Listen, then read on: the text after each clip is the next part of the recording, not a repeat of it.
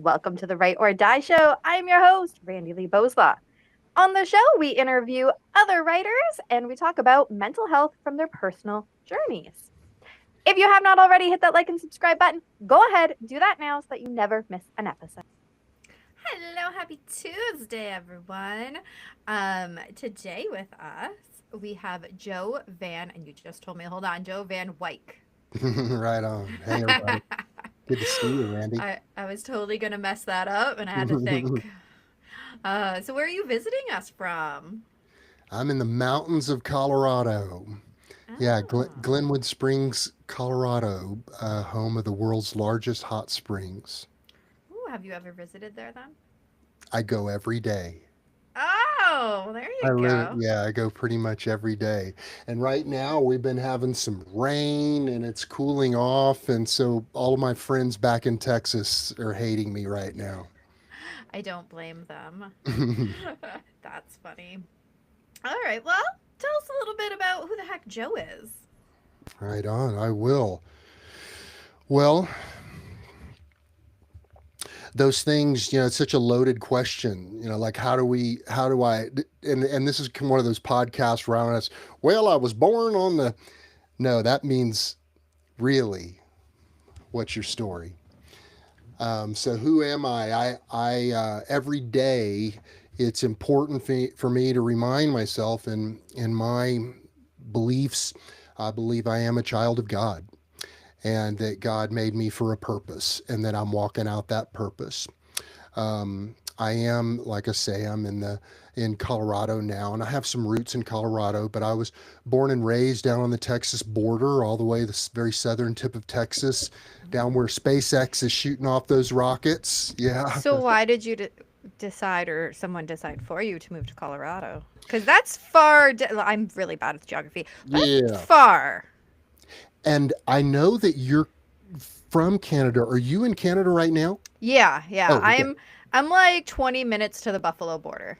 Oh, okay. Okay. Yeah. Um, Yeah, so I spent most of my adult life in Central Texas, San Antonio, most recently Austin, and I moved here 5.5 years ago after a very sudden and devastating divorce.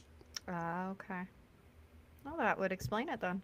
Yeah, those years in Austin, just four or five short years, and again, that's leading up to 5, 6 years ago, were really pivotal in this journey. And my book and mindful photography and this realization that I had that this very active, engaged form of mindfulness um, would completely shift my mindset when I would just throw myself into it. I was really into street photography at the time, Mm. and I'd go downtown and I'd approach people in the streets and I hit them up for a portrait. Oh, And really? yeah, I'd just, I think I would be too nervous to do something like that. oh, let me tell you, the guts that it takes. Now, this is from someone who puts herself on air every week and has been for years and years. So, a lot of people would say, "Oh my gosh, how do you do that?" And you do it live, Randy? Are you kidding me? Yeah. So but it is a good point that those things that are anxiety provoking for us, the thing that we want to do is we want to level out our life and take away all of those anxiety provoking things, right? Yeah. If Eh. only we could. If only it was that simple. But that's, if we did that, then we wouldn't be living out, I believe, God's plan for our life. I mean, Yeah. like Jesus himself said, in this life, there will be trouble, but take heart, I've overcome the world. And so while those years were the absolute collapse of my sanity and I mean, that's what took me all the way down, the closest I've ever been to acting out on the suicidal ideations that I really struggle with. And Mhm. that's one thing I hope we're able to talk about today. Me too. I want to talk to guys who are also struggling with this and to tell them that they're not alone. but going through that and all kinds of really inhumane medical treatment, part of that psychiatric industrial complex, almost sent me to my grave. And Oh, that wow.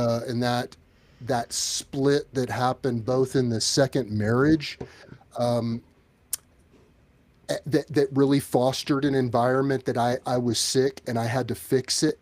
And by the way, here's a never ending stream of medication, of Mm-hmm. therapies, of cruel treatments to fix you, Joe. It's funny, those Austin years when I was discovering this about photography and what I call mindful photography. Um, I like obviously I'm a Christian. I have long history of the church and all, but the when this was starting to happen and I was going through just day after week after month after year of suicidal ideations, and it was like that faith that I was carrying along with me wasn't working anymore. Right? It, Yeah. I had to dig and find a new way of relating to God and myself. And Austin, funky town that it is, I stumbled across this church. It was a Christian church, but it was what they called a contemplative Christian community. And they were basically a bunch of Christians who were really into meditation. And Huh. they followed this. There's this a Trappist monk named Father Thomas Keating who. He and some other Trappist monks in the 70s created something called centering prayer. And it was kind of like the Catholics or Christians' response to all of the Eastern influence that was coming in, from the Beatles and Okay. whatever. And these Yeah. people starting to explore Eastern kind of thinking and methodologies. And so um, I started to meditate. I started to, I'd always been a fan of Eckhart Tolle, but I swear that guy, I just, even now, he's just touched me so much and influenced me so I much. have a funny story. I find it funny. Yeah. So, when I was doing my yoga teacher training, we had to read one of his books. Oh, And I love ebooks. So I was like, okay, I'm going to listen to the ebook. The book itself, fantastic. So many great little nuggets of information and helpfulness. The ebook version was so, or the audio, sorry, not ebook, audio version, so boring. It was so hard to get the good stuff out because the was it Eckhart person, himself? I don't think so, Because but maybe the all power, I, like the power of now oh, on audio is that him was, reading it. okay, that's the one. Oh my gosh, I could not get through it with him reading it. It was Yeah. so boring. But like, I'm Right. like, I would hear some, like one sentence and be like, see, there's so much good in this. Get someone else to read it. Well, there you Anyways, go. There's your new sleep medication. Just put that thing on and snooze off. to be fair, I've never thought of that because I do like stuff playing while I sleep. I should. I mean, I have the book. Once you have it, you have it. All right. It's Have to funny. remember that next time I'm having trouble falling asleep. So, suffice to say, there was a major kind of change in the way that I was relating to God and myself, Mm-hmm. and mostly the way that I was relating to my mental illness, which I completely and totally rebuke now. I am not mentally ill. I'm not sick in any way. I don't have there. I rebuke and cast off every diagnosis that was ever placed on me. I had to come to that point in my life where I said, no, no more. Um, I found myself in the middle of a web of doctors and therapists and PhDs that were obsessed with diagnoses. And those kind of identities, speaking of Eckhart, I mean, these identifications, these things that we call ourselves and these labels that we carry, I found myself carrying around this backpack of diagnoses, and the diagnosis, the only thing I ever found that it was good for is what medication to prescribe. And of course, then you reach a category of diagnoses where medication doesn't work, and you're in the true outcast. Um, and I finally had to come to the realization that there is one path and one path only, and that's through this. I had to learn how to sit with those waves of intense emotions that were, causing my body to do all kinds of crazy things, and that were telling me I'm not enough, I can't make it out, I'll never survive this. Yes. Question for you. When did those kind of thoughts start? Because I know you were talking about the divorce and stuff, but when did those thoughts actually start? Because a lot of times in life, not always, but a lot of times they start at a much younger age. Yeah, don't they though? It's funny Mm-hmm. how when you get to be older, you see those patterns, and instead of, if I were in my 20s, I'd see patterns of, when I was a kid, when I was in elementary school, when I was in junior high, when I was whatever. But when you get to be older, you start to see patterns that span decades. I can definitely point to some childhood trauma. Um, and I don't want to dismiss those at all, but I do have siblings that the trauma that I kind of went through, they sort of went through too, but they didn't have nearly the response to them that I did. Oh, let's talk about that for a second. Well, yeah, talk about a label. I got a label actually that I will take on this label. And I'll let you Oh. know it well. So, I am a highly sensitive person, man. That was part of my change too. When I heard that, there's a Google talk out there on HSPs, highly sensitive. When I heard that, it's like the sirens, the light bulbs, whatever went off. I realized how much that explained. right? And that's what I wanted to, well, touch on. Because when you look at siblings and they go through the same type of trauma, Mhm. and one deals with it one way and one deals with it the other way, it's like you can experience the same trauma, whether it's household abuse, war, natural disaster, whatever.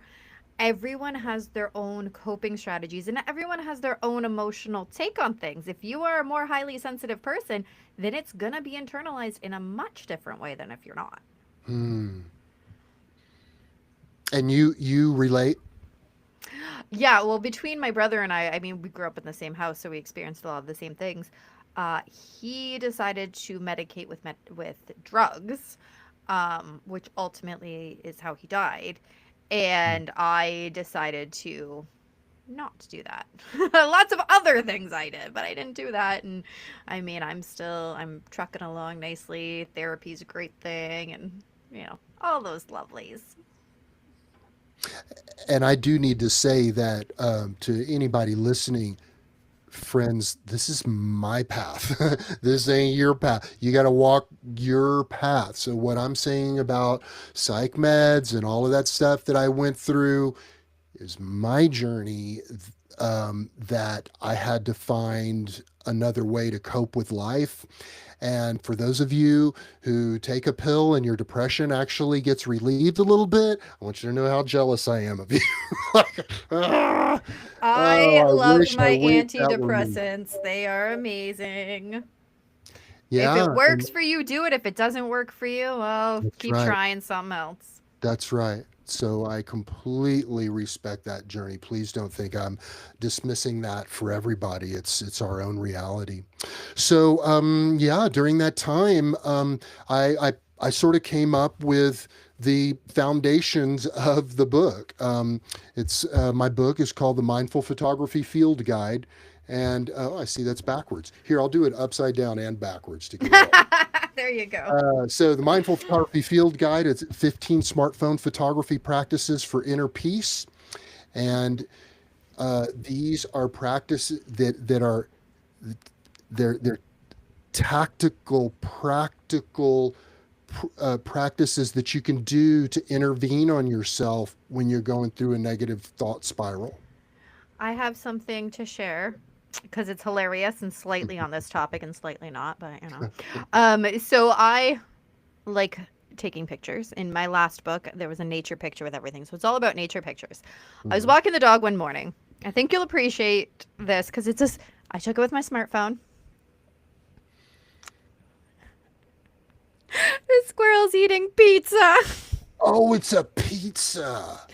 That I is saw so him. awesome. Right, I saw I him running love up there with a giant slice of pizza, and my dog's trying to pull me along. I'm like, no, no, no, wait, we gotta take this picture of this squirrel. Oh, I was showing everybody because I That's just a find it good shot right so there. hilarious. Right? I love it. I love it so much. So I have to share with everyone else. I love that. I love that. Okay, so much to dissect. However, we only have a limited amount of time. You had mentioned suicidal ideations, thoughts, and such. I think that is such an important thing to talk about, not only because it's an important thing to talk about, but because you're a male.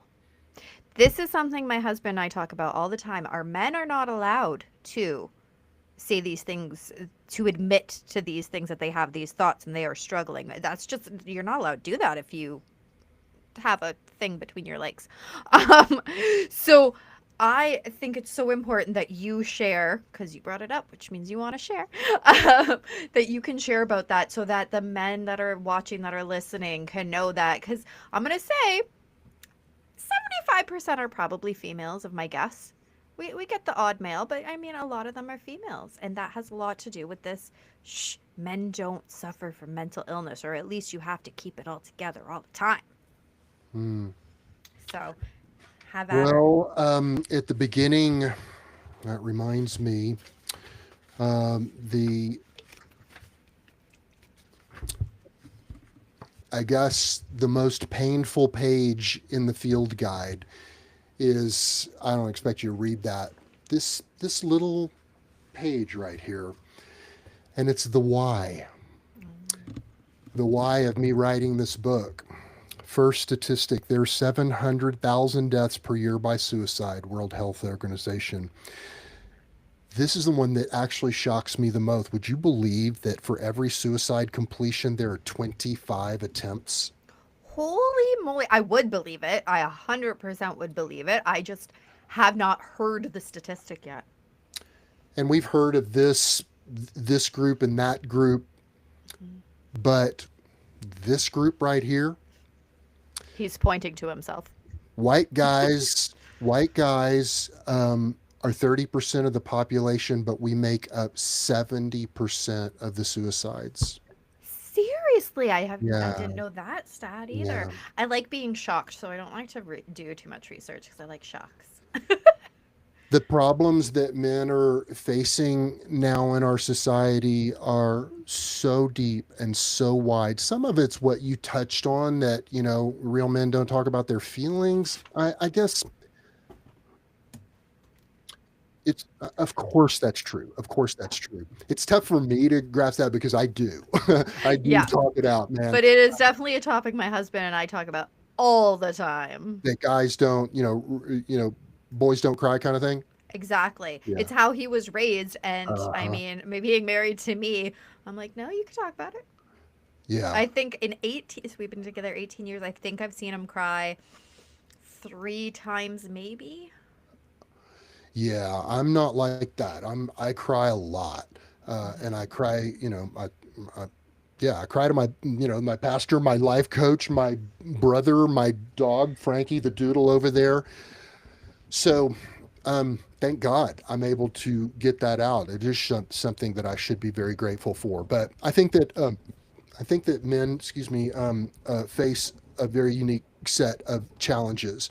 But regardless, the suicidal ideation, um, I have to confront that fact of my life in a number of ways.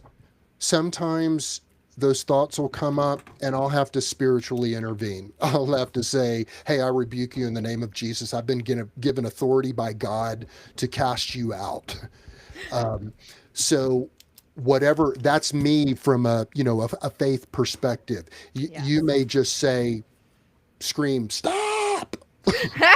Like that's actually a thing, right? Yep. But the fact that you're doing a face palm to that thought is very important. You Yes. talking back to that and calling that lie out is very, very important. So the men who are listening that can grasp what an alpha male is, what testosterone is, what is, the rage that comes up in a man, the kind of double kind of punch him out kind of approach to life that comes up in him. That stuff is percolating and raging inside of men. Mm-hmm. And that rage has been so suppressed. And in our society today, there's less and less opportunity for men to really connect with that. I don't mean in a silly, men's circle together. I just mean it's tough. So, but back to the ideation thing, it will start with a trigger and then another trigger and another trigger. I wish I could, as much as far as I've come. I mean, giving birth to this book a year and a half ago, putting myself out there like I'm doing now, everything that's happened, that's miracle has come to place.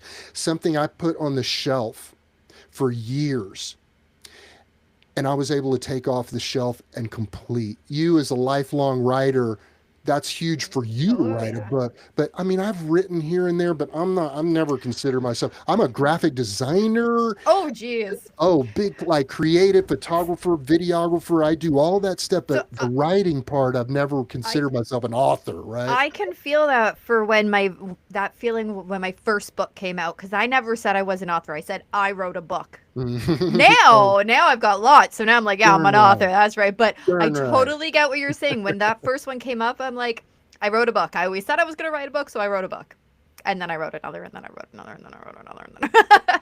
It's awesome. So I wish I could say that, man, I am healed from that, and I'm not harassed by those voices.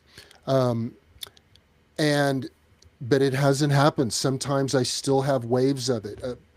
About a week ago, I had a real crisis, a couple of different crises happen at work that landed horribly on me. And by the time I was driving home, I was like a zombie. I pulled over on a side street and called a very close person who's of great support to me. I couldn't get through to her, came all the way home, and I was sitting here in my little trailer on a creek in the Colorado mountains, and I was going through that thing. And it gets really ugly. It's terrifying. Yeah. It's like something you'd never want to look at, somebody who's struggling so much with whether they're going to make some preparations. And yeah, so uh, it's a hard thing to talk about. It comes on so strong, and then the walls close in and there's no hope left. It's like every little bit drop of hope is being squeezed out Mm-hmm. of you. And it's the only thing that keeps us alive, hope. Yeah. In my case, ever since this divorce and stuff, it threw me into, major economic uncertainty, being single at this stage in life, all of those things. In fact, men, that 70% statistic, 70% white males, or 30% white males, 70% of the suicides. If you isolated that to older white men, like guys that look like me, Mm-hmm. it's even higher. It's because, in other words, that are single, that have Yeah. found themselves single late in life, economic uncertainty, work uncertainty later in life. Yeah. Those are huge, huge destabilizing influences. Yeah. Okay, so something that popped into my head as you're talking. Um, Sometimes I don't know how to word the question, but the thoughts are there. So, have you always had your faith? Yes, since childhood, I was raised in a Christian family. Yeah, big time. Now, I mean, there were a lot of years of challenging that, and different flavors of it. But yes, Okay, so then the follow up to that, because all of these thoughts are connected. When you had your first depressive or suicidal ideation, were you able to reach your faith right away? Because I know personally I didn't always reach to my faith right away because I didn't clue in, or I was still so young in the mindset that it wasn't clicking. Eventually it clicked, but I think that I would go to my faith and I would still do it. I would pray to God. The thing is, my expectations of that relationship and for God to just rescue me whenever I'm going through every storm in the way that I want to be rescued, I've always been more of a genie God. I really want him just to answer Mm. my Mm-hmm. wishes and just be done with it. But it's really hard to know that there's a plan that's better than my plan. Um, I believe that, I mean, in the Psalms, man, uh, it says that all the days ordained for me were written in God's book before any of them came to be, that God formed me in my mother's womb. So I believe that this plan was mapped out for me, and I don't know how that works. I can't possibly conceive that. Like, what? All these detours that I've been, maybe it's like a highway. I was telling a guy this yesterday. Maybe it's like a highway, and I'm going down that highway no matter what. I'm going from here to that destination at the end of that highway. But there are guardrails on either side. God knows I'm pinging off those guardrails, right? So I don't know how all of that works with, our free will and God's plan and all that stuff. But I do know that I have probably prayed a lot, way too much for God to rescue me, and way too little about, Lord, let me just feel your love. Will you show me Mm-hmm. your love through this? Will you show me your grace through this? Will you, will you help me not hate myself so much? That's a big one. I mean, I read, when I was reading your bio, you're talking about your kiddo turning to you, Mom, why can't I just be normal? I Yeah. mean, I wanted to break down when I read that, like, God, how could you do this to me? If you formed me in my mother's womb, how could you ever want this? How could you ever inflict this on me? Yeah. To me, be set up in this life with this problem that I can't fix, that I have to learn to live with. So you bet. You talk about things that shake my faith to the core. That's the number one thing. Yeah. That's a great answer. I didn't know what I was expecting, but I love how in depth you went. And yeah, and my kid after that conversation actually just gave me some memories come back because it's so long ago. But she had said to me before things like, well, if God made me this way, well, what the heck, right? Like, it really is confusing when I'm trying to teach her stuff. And she's going, yeah, but. And I'm like, I don't have the answer to that yet, but. You have stumped Mhm. me. Because really, faith is just faith, right? Like, you just believe. And how do I Mhm. explain something to somebody who is just so logical and needs a reason? I'm like, I don't have that reason for you. That is beyond my knowledge. Right on. I don't want to also downplay the, you and the genre, what this podcast is all about. I mean, the podcast is about emotional well-being, but it's about a lot of people who get there through writing. Mhm.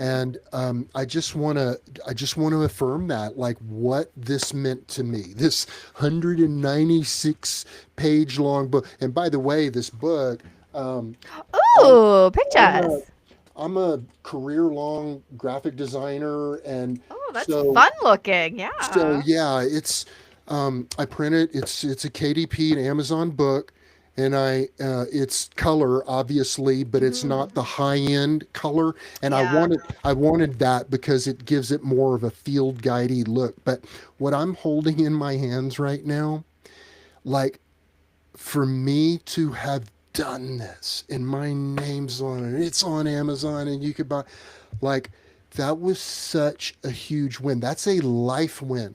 That is a Yeah. life win. Like, I'll always point to this as one of those things where I go, in fact, Randy, it happens now. I'll just open it to any page and start reading, and I just go, who wrote that? And Yeah. I published, the manuscript was done right before GPT 3.5 had come out. So Mm, this book was not touched by AI in any way. And neither are mine. seriously, ooh, that's a lot. If you're currently writing and not using AI, that's seriously disciplined there. I really respect that. But it means a lot to me that this is purely me. And like I say, I look at the words and I go, where did that come from? And I just know, call it whatever you want, inspired by the divine or a direct download from God or whatever. But that was a big, big win for me. And we need big wins. And sometimes the the greatest pain, the greatest hardship in your life is the way. That's the way. Yeah. The pain is the way sometimes. Right? And it sucks, but it's true. So, you know what I love about you saying that the publishing the book was the big win? Is that you kept it within your control. Because so many people Mhm. would go, oh, but now you have to do this, that, and the other thing because of it. You don't have to. I mean, it'd be great to, obviously, to promote yourself and sell the books. But the focus on the win being something you have control over Hmm. is something that can be very hard for people to wrap their head around, because for a lot of people it's not, I published this book, I've already won. It's, I published this book, now I have to become a bestseller, and if I don't, then I haven't won, then I'm not successful yet. And I don't think that way either. For me, when I publish a book, I'm like, I love this, my book is out there, I've won, it's so pretty, I did it all by my big girl self. um Wow.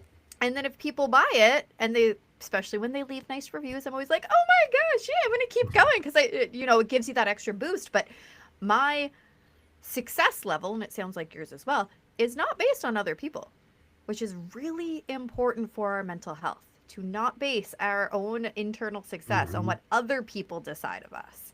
It is what we decide for ourselves. I'm going to receive that into my heart right now because um, this thing was done and on Amazon, say, a year and a half ago. And my writing coach told me, now's when the hard part starts. Yeah. I hated her for saying that. I mean, it's not wrong. So I mean, I'm a career long marketer. Already had a YouTube channel. Oh, okay. Videography, photography, design, strategic marketing, all that stuff, right? Now I'm doing it for this book and I'm told get on people's podcasts, leverage other people's audiences, have meaningful conversations with real human beings and some of these things that I've done. But oh man, the needle for me has moved so slowly. The sales are so slow.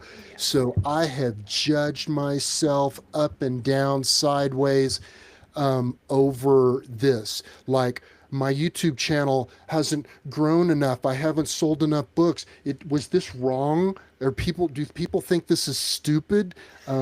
So when I say, for your mental health, publishing a book, like books and mental health, part of what doing a book can help you with is the aftermath of the book, because you pour your whole heart and soul in there and then you put it out there. And Mm-hmm. so if it's not, New York Times within 6 months, then all of a sudden I'm a piece of what. Mm-hmm. And what a stupid idea, what was I thinking, etc. So lots of good material comes up to work with and to rise above and to speak back to and to keep on persevering. And like, okay, so am I going to give up? No, the double down and double down again and again and again. Mm-hmm.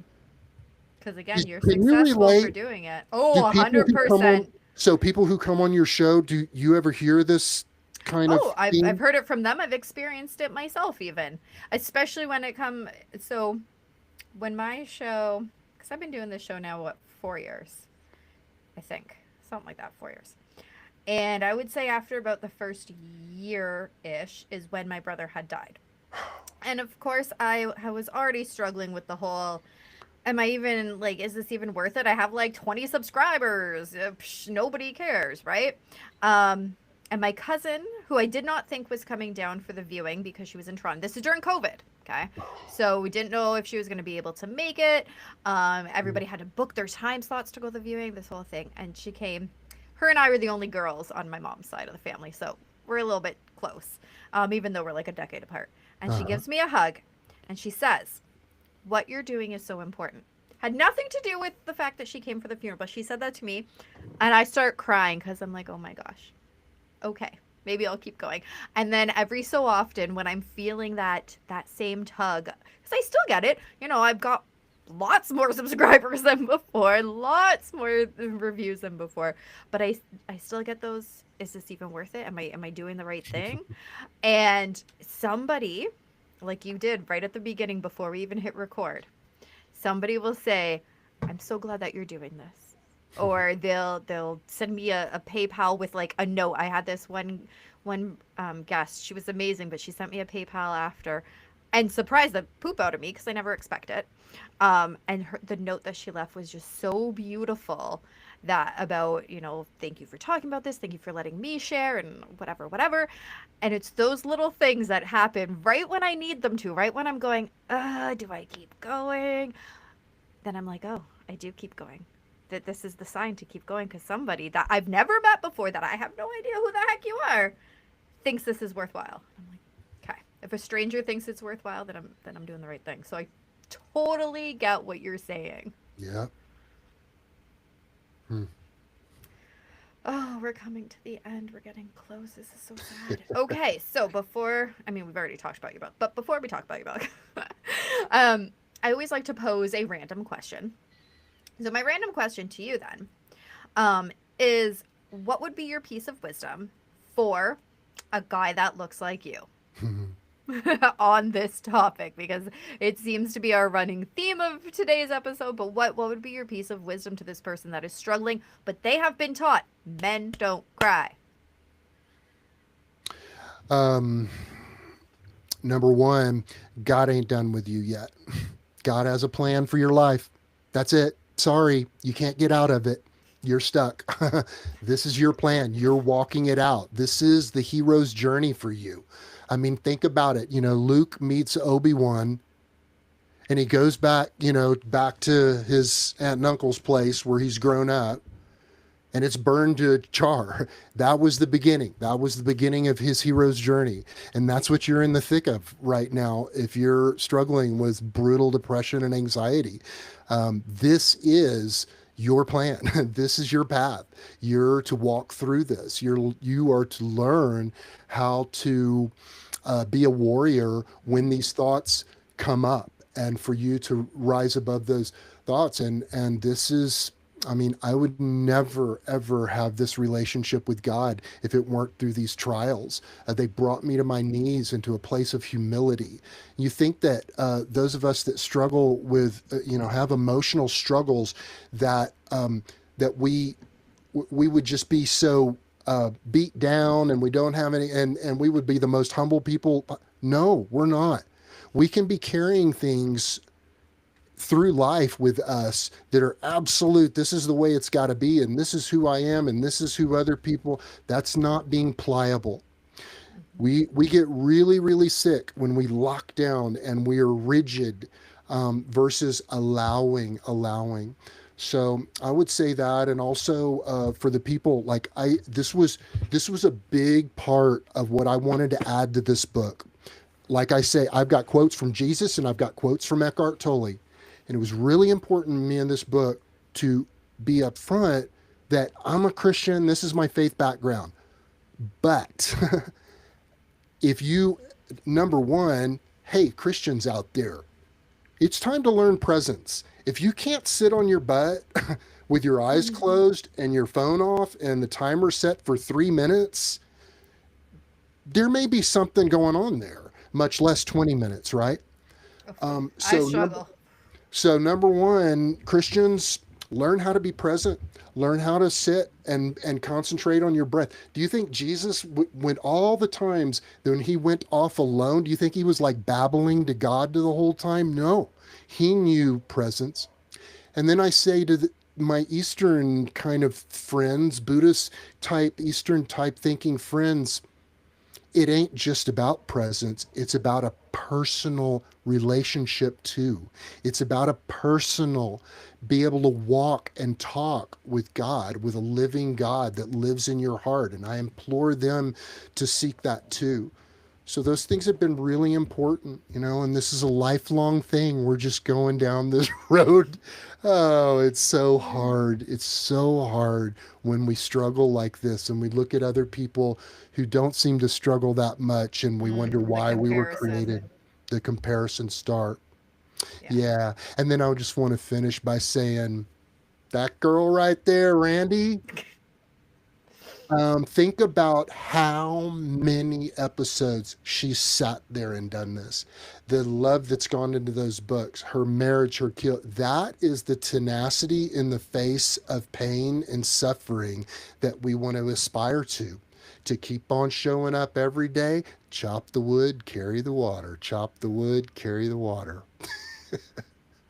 Aw. So emotional right now. And I'm not an emotional person. So, all right, let's talk about your book. I'm gonna put my big emotions away. Let's talk about your book. I know you've showed us a couple times. Remind us of the title. Yeah, it's called the Mindful Photography Field Guide 15 Smartphone Photography Practices for Inner Peace.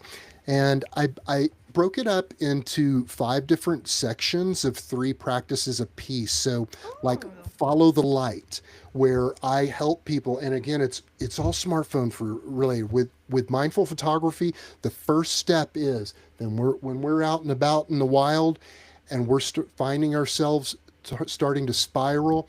That's why it's smartphone photography. It's this thing we always have with us. But the first rule with mindful smartphone photography is you got to turn the world's greatest distraction device into just a camera. Turn that thing on and turn it onto airplane mode. So now we've unjacked from the matrix and we have this tool. And in the that book, way I you talk can find squirrels with pizza. girls of the you notice, learn to notice. So I go into that section about light and following the light. The next section is foster gratitude, and I have 3 practices around that. There's a section on storytelling, surrendering control, and letting go of the past. And then the final section is on love. And each one of these has this focus, capture, shine, focus, body and surrounding, hand on your heart, 3 belly breaths, wake up. And then capture, not capture a pretty picture. It's mindful photography is not some capture an award-winning photo, but just capture something, reality in front of you. And then the last step is shine your light and bless someone else. This is a disease of isolation. We get Yes. so self absorbed, and it's so hard for us when we're tanked and we are so self absorbed and in such a self pity spiral to like say, who is it that I know is really hurting right now? Ring, no text, no what, no pick up the phone and call and talk about them and love on them. Get out of yourself. So me with all of the experience that I've had in recovery, I just know that helping other people is such a critical part.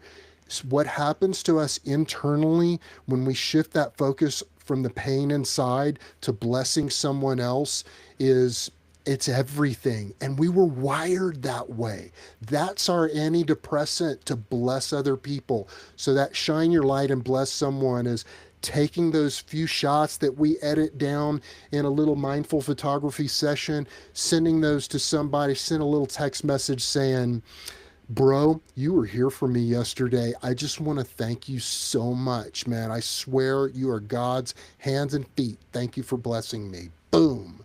And do that. Take a photo right now on your smartphone, whoever's listening. Just find one and send it off and bless someone and notice what happens inside your body. My kitty's sitting right here, so I mean, obviously that's what I'm taking a picture of, You right, know what? cutie I want to. patootie? That's cool. I'm going to record this. I'm going to record this. He has Yeah, to I'll be stop able. moving though. I'll be able to. Yeah. So I'll use that and remind Yeah. myself of what a blessing this was to get to spend this time with you, Randy. Yes. And then of course I know you've already told us where to buy it, but where do people go buy it? Hey, Frankie, come here. Come here. Come here. You have an animal and you haven't told I us know. about I'll it show you. yet. Come here, buddy. Come here. Come on.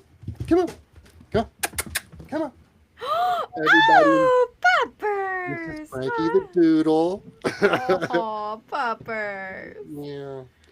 That's Frankie the Doodle right there. You betcha. You can find the Mindful Photography Field Guide on Amazon. And I'd also love for you guys to check out my YouTube channel. Oh, you gotta come Yeah, over what's it here. called? So just search, my name is Joe Van Wyk, Vanwyk. So if you search for Joe Van Wyk out there, you'll find me everywhere. But go to my YouTube channel. I make videos on mindful smartphone photography.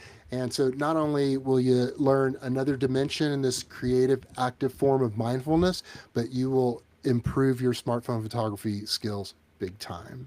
Excellent. And I'm hoping that Frankie the Doodle makes an appearance. Frankie is my main kind of subject. So Excellent. we spend Perfect. we spend a lot of time up in the forest and walking around. So I get to do lots of portraits of Frankie the Doodle. Excellent, because I love animals so much. All right, and where are people going to follow you? I know you've already said your website, but where else? Well, joevanwyk.com. Like I say, so joevanwyk.com, but just go to that YouTube channel and like and subscribe. That helps so much. You know, with people, if you see people like Randy and me out there, and we've got our little YouTube channels, you just don't know how much it blesses us when you just like and subscribe. The algorithm is going to favor a lot of things that are more sensational and dark and negative. And if you think that these messages are light in the world, then give us some love out there on social media. Right on. There we go. Now you can see it. Yeah. All right. Well, thank you so much for joining us. And everybody, go check out the links down below in the description. And make sure you share the episodes. Like and subscribe is awesome. And do it. But also share, because these are important messages. And remember, the only way to end the stigma of mental health is to speak openly and honestly. Bye. Bye, everybody. Thank you.